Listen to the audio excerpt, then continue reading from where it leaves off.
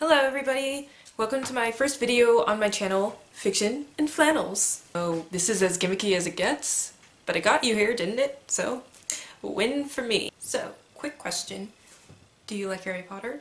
Of course you do. How about Black Panther? Or black characters in general being empowered and African culture being glorified? If you answered yes to all these questions, then you will love the beauty that is Akata Witch by Nnedi Okorafor. I was really excited to read this. I've been looking for a long time for books that are not your typical European fantasy. Although I love my European fantasies, I was looking for something kind of outside that realm, so I was super excited to pick this up. I didn't like it on my first read, I admit, but I think that was mostly because I had been picking it up sporadically throughout the year. I was just finishing my first year of college, which meant I didn't really get a lot of time to read, so I ended up reading this over the span of maybe 2 to 3 months, so I didn't really get the chance to be properly immersed in the story. And another thing is that reviewers were comparing this to Harry Potter, and you know when you compare something to Harry Potter, you're already putting it on like this huge scale, you know, like Harry Potter's like here, like you can't see where the top of that scale is because it's just so high up. So, you know, already I had very high expectations for this novel. But I picked it up a second time so I could do this review, and I found out that I actually enjoyed it a lot more than I realized. It was amazing. I read it in about 2 days, and I've got to say, this is just such an amazing book. The characters are really lovable and endearing. The world building is amazing. The description is just phenomenal, and it has some very important themes. So without further ado, let's jump into the review. Our story follows the main character, Sunny, who is an albino girl from New York who is currently living in Nigeria, and she discovers that her friends are what are called leopard people, or the Nigerian equivalent of wizards. They tell Sunny that she is what's called a free agent, which is half leopard person, half lamb, which is like the leopard equivalent of a mortal, or I guess a muggle if you must. And the whole book is just her journey discovering this world and the different kinds of magic that she can do, while also discovering her own identity. I really enjoyed reading this book. One of my favorite parts were just the characters. Sunny has a lot of insecurities being albino. You know, she's not as dark-skinned as most of her classmates. Can I just say how messed up it is that the protagonist's name is Sunny? Like, her parents gave her the name Sunny knowing she is albino and can't physically be in the sun.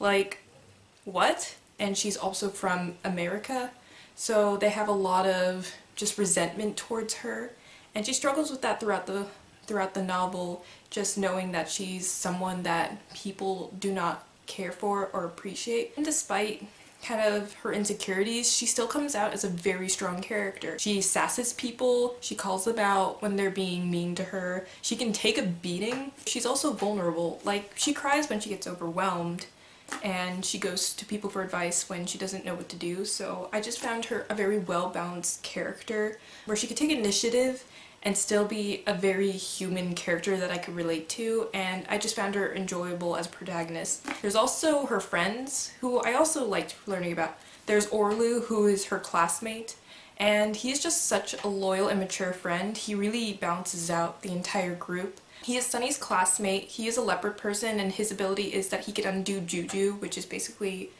the magic system within the book. At the beginning, they don't start out as friends.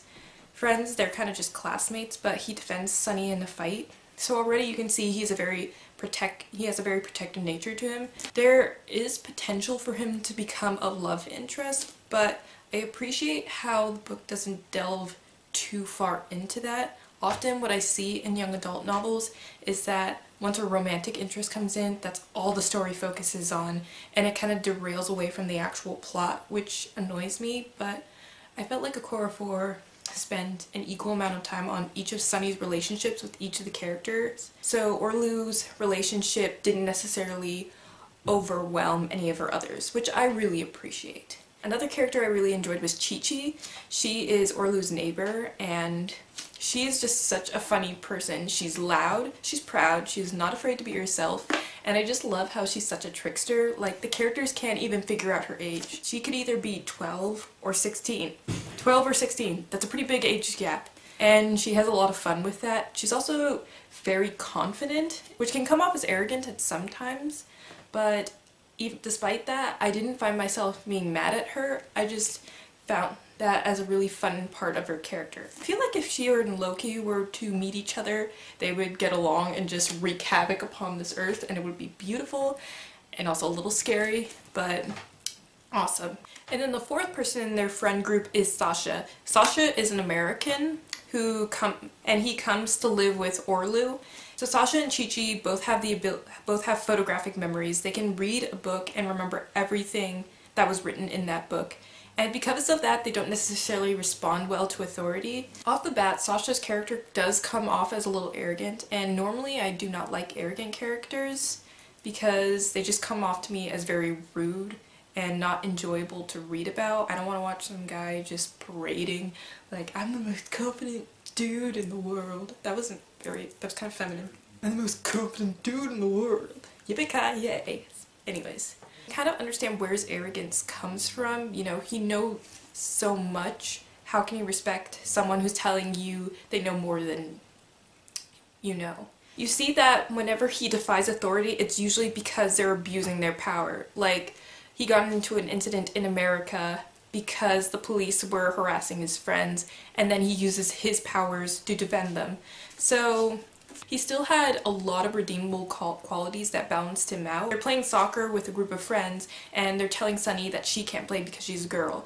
But Sasha steps in and says, "What are you talking about? She's a good player, so put her in." Essentially, even though Sasha can be very arrogant, he doesn't use it to be mean. He uses it to help his friends, which I think makes him a very great character. So now delving into one of my favorite parts of the novel, which is its world building. I believe this novel's world building is its greatest strength. The world is just so colorful and elaborate.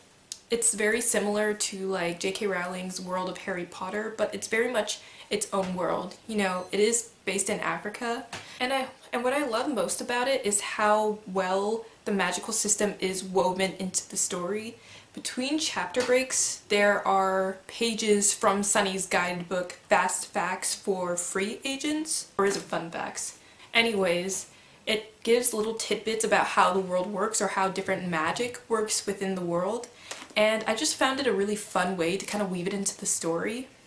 And it also reinforces certain themes in the novel, which I'll touch upon later, but it was just really fun to read, and a nice little tidbit that I liked that she added into the book. I also enjoyed reading about Leopard Knox. Leopard Knox is essentially like the Nigerian equivalent of Hogsmeade or Diagon Alley in Harry Potter. It's kind of the center for all leopards living in Nigeria, and it's just a really interesting place. Like, it's described as a purely African place, untouched by European influence. You know, there are huts sitting on top of huts. There are like magical creatures that just kind of roam and float about, and you can go to different shops to eat or buy what they call juju powder or juju knives, which are what they use instead of wands. Choosing a juju knife is nowhere near as fun as choosing a wand. You know, you choose a wand, it's like, oh, light casts down on you, sparks shoot out. Juju knife, no. This is essentially how it goes.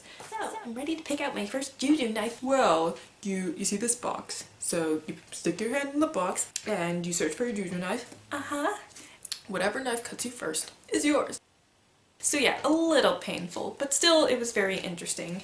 And oh my gosh, the creatures in this world are hilarious because they have these distinct personalities and self-awareness. They expect to be treated with respect, and whenever the characters don't treat them with respect, they don't get what they want. Like, there's a wasp that's basically these artist wasps that collect like junk and use it to create these little sculptures, and you have to give it praise, because if you don't give it praise and you insult its work, it will sting you, paralyze you for 10 minutes while you watch it create its final masterpiece.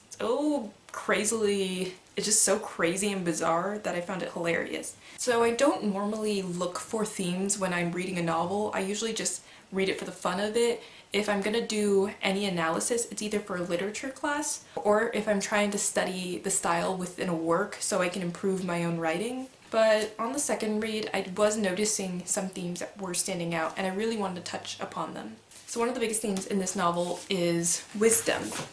Wisdom is a very integral part of Leopard Knox and just the whole leopard culture.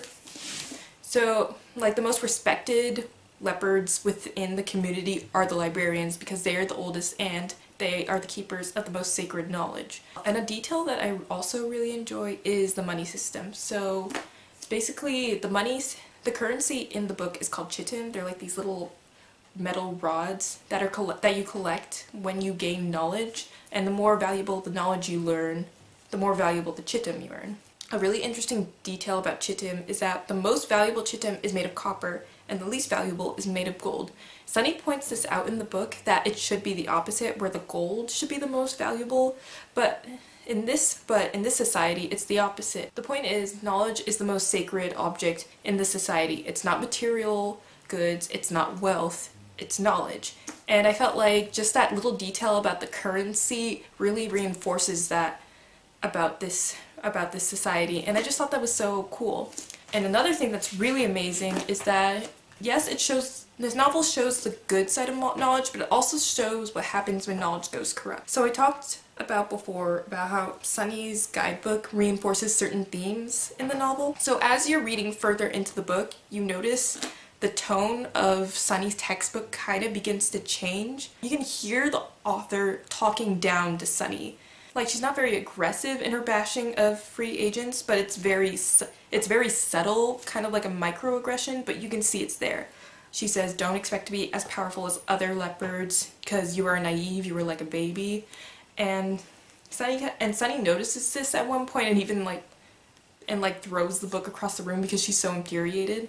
She goes to her mentor Anatov to ask him about why he gave her this textbook when it has so much bias within the contents. And he says something that I found very profound. Let me just read the quote real quick. He says that prejudice begets prejudice, and that knowledge does not always evolve into wisdom, which I found very interesting. Basically, he explains to Sunny that the author traveled to Europe and America and started basically adopting these very nationalistic views against Africa, thinking that Americans and Europeans were better, essentially, and that Africa was a lesser continent. And with that so-called wisdom, she wrote the Free Agents book, which basically suppressed Sunny and her people. I just thought that was very interesting that they could demonstrate that, yes, wisdom is this good thing, but only when used properly. And I think that's an important lesson to learn, you know? And another theme that I really appreciate that this book addressed is racism and sexism. I'm sorry to compare this to Harry Potter again, but in Harry Potter, yes, you do kind of delve into the mudblood, racist against mudbloods sort of territory, but I don't think it strikes out as poignantly as it does in this book. So Sunny, as an albino girl, being lighter skinned and also from America and also a woman, she experiences just so much oppression from her peers and even from her own father. He has very conservative ideals of being a girl. He doesn't let her out late at night. He criticizes her constantly. And then she's also not really allowed to play soccer. And Sunny really struggles with this throughout the novel, you know? She's kind of got all the odds stacked against her. She's not fully African, she's not fully leopard. It's like the whole novel is just her asking, who am I if I don't necessarily fit into the ideal role that these are. You've probably been wondering what Akata means. It translates to bush animal, and it's a derogatory term used to refer to people who aren't from Africa. I guess you could say it's kind of the equivalent of calling someone a gringo or an Oreo or a banana, you know, those colorful terms. This is a term that people use to describe Sunny. And I felt like the book really tackled the issues very well. Like, it doesn't try to avoid discussing the issues, it talks about them head on, and it shows the different forms that they may take, and it shows kind of examples of how to deal with them and how not to deal with them.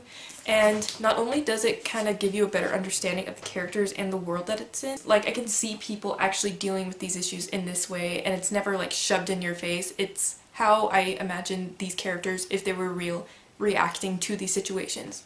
And what I really love most about this novel is that even though all the odds are stacked against Sunny and she's experiencing all this discrimination, she doesn't let it get her down. She says, you know what?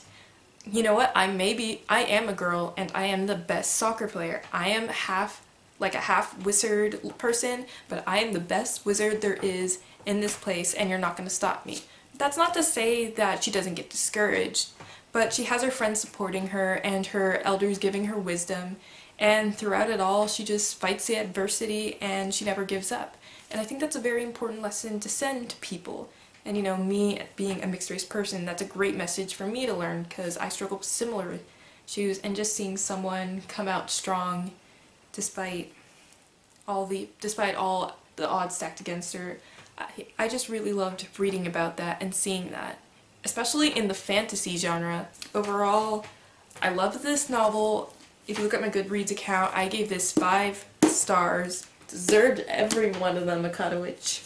It's just such an amazing book. Relevant themes, beautiful description. I could point to any one of these descriptions and you would just be immersed immediately, like, oh, give me more. And can I just say that it's so important that books like these exist that promote characters of color and are still fun to read. Like, we need more of those. Please give us more of those. Please read more of those and promote this. More people need to read this. I want to see this on the big screen. This better be the next Black Panther, Harry Potter, something. I would love that. So yeah, that's all I have for you today. Thank you for sticking around with me. Click subscribe if you want to see more videos, or if you're just curious and want to see how long I can go without repeating flannels. You know, one of the two. Also, special thanks to my parents for letting me film at, I believe it is 1 o'clock in the morning right now, because I'm too much of a chicken to film in broad daylight where people can hear me and see me and think that I am a crazy person. So yeah, thank you. Loving parents. I'll be coming back every Monday with a new review, and yeah.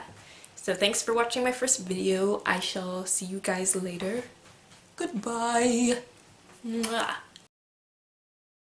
Hello everybody, and welcome to my channel, Fiction and Flannels. It's about as gimmicky as it gets, folks, so yeah, can we please delete that? First of all, you're not hallucinating. This side is shorter than this side. Lesson, people, don't cut your own hair. Ever. I just will... Leopard knocks forever?